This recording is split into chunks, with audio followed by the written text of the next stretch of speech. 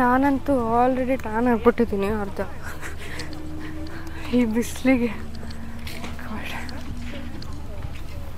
Actually ಯಾವಾಗಲಿಂದ ನಾನು ಅಲ್ಲಿ ಹೋಗ್ಬೇಕು ಅಂತ ಟ್ರೈ ಮಾಡ್ತಾ ಇದ್ದೆ, ಸಿಕ್ಕೇ ಇರಲಿಲ್ಲ. ಎಲ್ಲ ಕಡೆ ಕುತ್ಕೊಂಡ್ಬಿಟ್ಟಿದ್ದಾರೆ ಜನ ನೋಡಿ,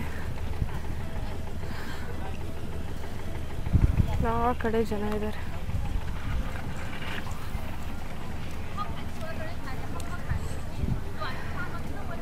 ಐಲ್ಯಾಂಡ್ ಮಾತ್ರ ಸಖತ್ತಾಗಿದೆ ನಿಜವಾಗ್ಲೂ. ಅಂದರೆ ಅಷ್ಟೊಂದು ಜನ ಇಲ್ಲ, ಎಲ್ಲ ಕಡೆ ಬಿಳಿ ಬಿಳಿ ಬಿಳಿ ಬಿಳಿ ಅನ್ನೋ ಥರ. ಬೇರೆ ಐಲ್ಯಾಂಡಲ್ಲೆಲ್ಲ ಕಾಲಿಡೋಕ್ಕೂ ಜಾಗ ಇರಲ್ಲ ಅಂತ ಅಷ್ಟೊಂದು ಜನ ಇರ್ತಾರಂತೆ. ಬಟ್ ಇಲ್ಲಿ ಕಮ್ಮಿ ಜನ ಇದ್ದಾರೆ. ಆ್ಯಂಡ್ ಇಂಡಿಯನ್ಸ್ ಅಂತೂ ಯಾರೂ ಕಾಣ್ತಾನೂ ಇಲ್ಲ. ಅಲ್ಲೊಂದು ಫ್ಯಾಮಿಲಿ ಇದ್ದರು ಇಂಡಿಯನ್ಸ್, ಬಿಟ್ಟರೆ ಇಂಡಿಯನ್ಸ್ ಯಾರೂ ಕಾಣಿಸ್ತಾನೇ ಇಲ್ಲ. ಆಮೇಲೆ ನಾವು ಬರೋಕೆ ತುಂಬ ಜೆಲ್ಲಿ ಫಿಶ್ಗಳಿದ್ವು. ಜೆಲ್ಲಿ ಫಿಶ್ ಎಲ್ಲ ಹೇಗೆ ಅಂದರೆ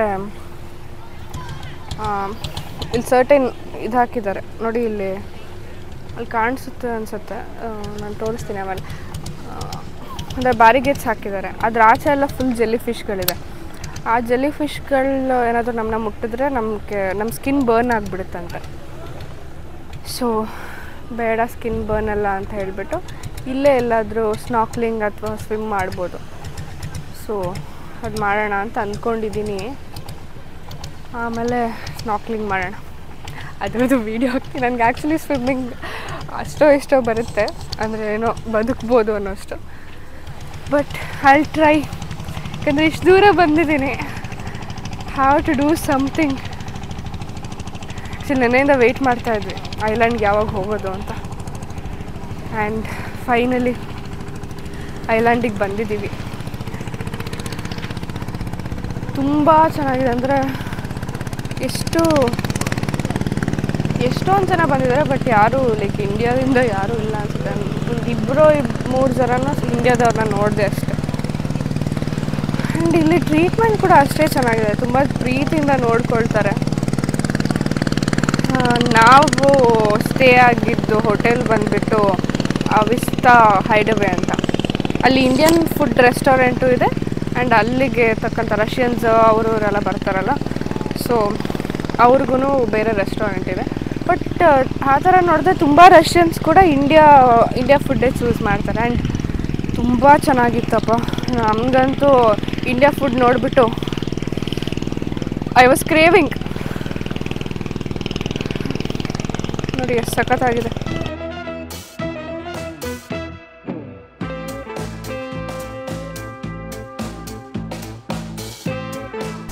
ಪುಕೆಟಲ್ಲಿ ಬಂದರೆ ಬರೀ ಹುಡುಗಿರನ್ನ ನೋಡೋಕ್ಕೆ ಬರ್ತಾರೆ ಅಥವಾ ಬೇರೆ ವಿಷಯಕ್ಕೆ ಬರ್ತಾರೆ ಅಂತ ಅಂದ್ಕೊಂಡ್ರು. ಬಟ್ ನೇಚರ್ ಮಾತ್ರ ಸಖತ್ತಾಗಿದೆ.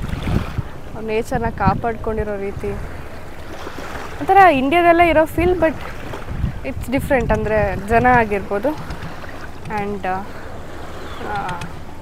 ಫುಡ್ ಆಗಿರ್ಬೋದು ಅಥವಾ ಇಲ್ಲಿ ಪ್ರಾಕ್ಟೀಸ್ಗಳು ಅದೆಲ್ಲ ಇಟ್ಸ್ ಡಿಫ್ರೆಂಟ್.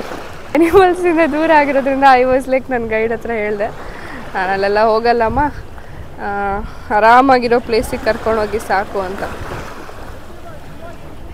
ಸೊ ಇಲ್ಲೆಲ್ಲ ಮುಗಿಸ್ಕೊಂಡು ಆಮೇಲೆ ಸನ್ಸೆಟ್ ನೋಡೋದಕ್ಕೆ ಹೋಗಬೇಕು. ಇವಾಗ ಆಲ್ರೆಡಿ 4:30 ಆಗಿದೆ. ಬಟ್ 4:30 ಆದ್ರೂ ಇಲ್ಲಿ ಮಧ್ಯಾಹ್ನ ಬಿಸಿಲಿರುತ್ತಲ್ಲ ಹಾಗಿದೆ. ಆ್ಯಕ್ಚುಲಿ ನೋಡಿ, ಮಧ್ಯಾಹ್ನ ಬಿಸಿಲು ಥರ ಇದೆ. 4:30 ಅಂತ ಅನ್ನಿಸ್ತಾನೇ ಇಲ್ಲ. But it's really beautiful. I guess ಫ್ಯಾಮಿಲಿನೂ ಕರ್ಕೊಂಡು ಬಂದರು ದೇರ್ ವೋಂಟ್ ಬಿ ಆಕ್ವರ್ಡ್ನೆಸ್. ಅಷ್ಟು ಆರಾಮಾಗಿ ಬರ್ಬೋದು. ಈ ಥರ ಎಲ್ಲ ತುಂಬ ಫ್ಯಾಮಿಲೀಸ್ಗಳೇ ಇದೆ. ಅಂದರೆ ನಮ್ಮ ಇಂಡಿಯಾದಿಂದ ಫ್ಯಾಮಿಲೀಸ್ ಕಮ್ಮಿ ಆದ್ರೂ ಬಟ್ ಹೊರಗಡೆ ಎಲ್ಲ ತುಂಬ ಫ್ಯಾಮಿಲೀಸ್ನೇ ಕರ್ಕೊಂಡು ಬಂದಿದ್ದಾರೆ ಆಲ್ಮೋಸ್ಟ್. ಆ್ಯಂಡ್ ಇಲ್ಲಿ ಸ್ವಿಮ್ ಮಾಡೋದಕ್ಕೂ ಸೊ ಅಲ್ಲಿ ಲೈನ್ಸ್ ಕಾಣ್ತಾ ಇದೆಯಲ್ಲ, ಅಷ್ಟುವರೆಗೆ ಮಾತ್ರ ಸ್ವಿಮ್ ಮಾಡೋಕ್ಕೆ ಹೋಗ್ಬೋದಂತೆ, ಅದ್ರ ಮೇಲೆ ಸ್ವಿಮ್ ಮಾಡೋಂಗಿಲ್ಲ ಅಂತ. ಸೊ ಅಲ್ಲೇ ಶಿಪ್ಗಳು ಆಚೆ ನೋಡಿದ್ರೆ ಶಿಪ್ಪೆಲ್ಲ ಲೈನಾಗಿ ನಿಲ್ಸ್ಕೊಂಡು ಬಿಟ್ಟಿದ್ದಾರೆ, ಅಲ್ಲಿ ಯಾರು ಕ್ರಾಸ್ ಮಾಡಿ ಹೋಗಬಾರ್ದು ಅಂತ. ಬಿಕಾಸ್ ಅಂದರೆ ಆಲ್ಮೋಸ್ಟ್ ನಾವಿಲ್ಲಿಗೆ ಫಾರಿನರ್ಸ್, ಬಟ್ ನಮಗೆ ಫಾರಿನರ್ಸ್ ಇರ್ತಾರಲ್ಲ, ಅವರು ಸ್ವಿಮ್ಮಿಂಗ್ ಎಲ್ಲ ತುಂಬ ಇಷ್ಟಪಡ್ತಾರೆ. ಸೊ ಸ್ವಿಮ್ ಮಾಡೋದಕ್ಕೆ ಸರ್ಟೈನ್ ಬಾರ್ಡರ್ಸ್ ಇದೆ, ಅಲ್ಲಿವರೆಗೆ ಮಾತ್ರ ಸ್ವಿಮ್ ಮಾಡೋಕ್ಕಾಗುತ್ತೆ ಅಷ್ಟೆ.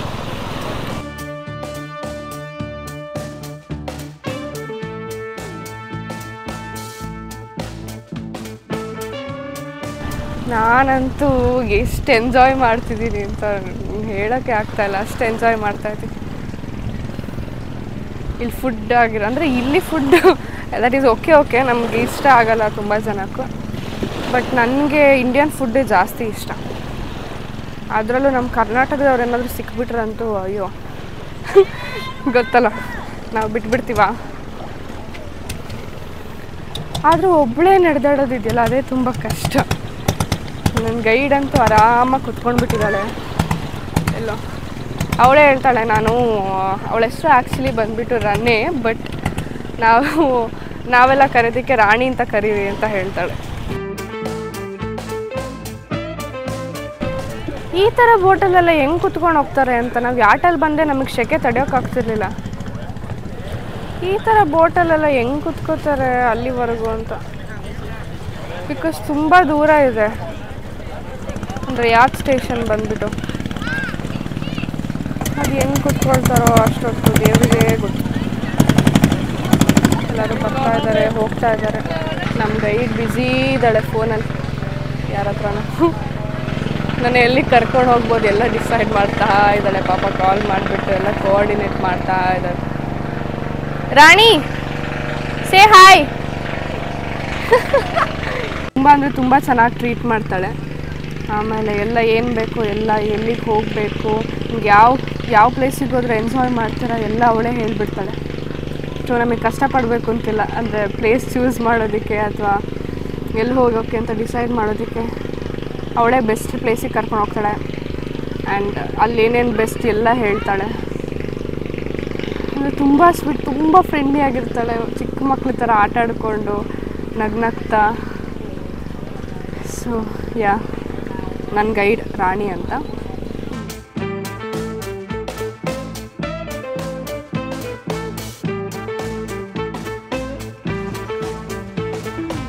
ನೀರು ತುಂಬ ಉಪ್ಪುಪ್ಪಿದೆ, ಕಣ್ಣೆಲ್ಲ ಉರಿಯುತ್ತೆ.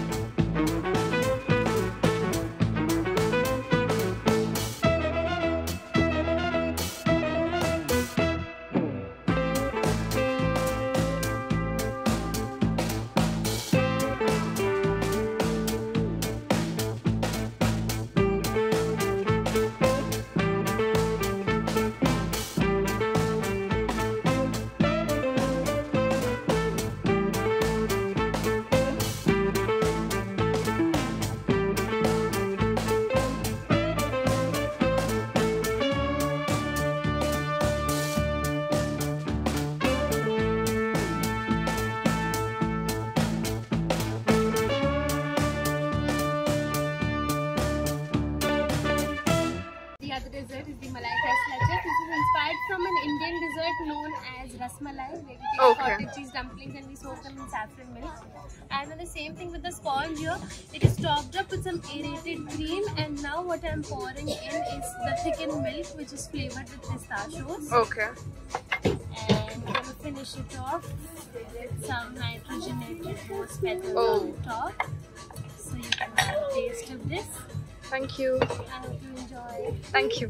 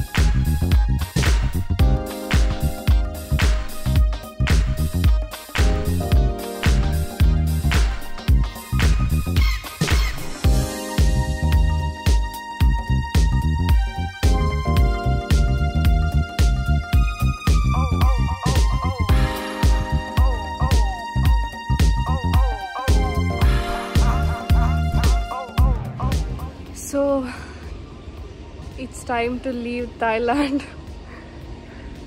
ಎಲ್ಲ ಮುಗೀತು. ಇವಾಗ ನಮ್ಮ ಗಾಡಿ ಬಂದು ನಿಂತಿದೆ, ಅಲ್ಲಿದೆ ನಮ್ಮ ಗಾಡಿ. ಸೊ ವಿ ಆರ್ ಲೀವಿಂಗ್ ನಾವು. Miss you Phuket. It was a really great time here. ತುಂಬ ಎಂಜಾಯ್ ಮಾಡಿದೆ. ಮೇ ಬಿ ನೆಕ್ಸ್ಟ್ ಟೈಮ್ ಎಲ್ಲ ಫ್ಯಾಮಿಲಿನ ಕರ್ಕೊಂಡು ಬರೋಣ ಅಂತ ಅಂದ್ಕೊಂಡಿದ್ದೀನಿ. It's a really good place. ಅಂದರೆ ಬರೀ ಬೇರೆ ಥಿಂಗ್ಸಿಗಲ್ಲ, it's there to enjoy also. ಯಾರಾದರೂ ಬರೋದಿದ್ರೆ please do visit Avista Hideaway. ನಾವು ಇದ್ದಿದ್ದು ಅಷ್ಟೇ. It is really amazing hotel.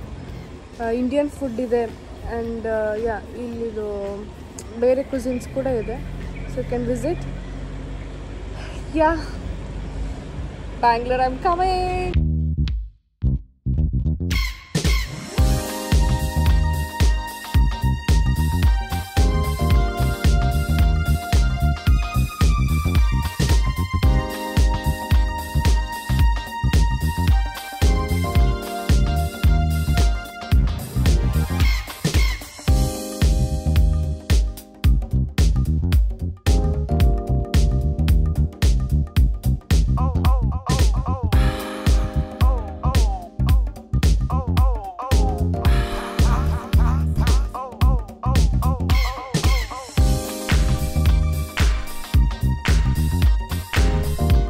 ಇವಾಗ ಜರ್ನಿ ಎಲ್ಲ ಮುಗಿಸಿ ಮನೆಗೆ ಬಂದಿದ್ದೀನಿ. I just reached home.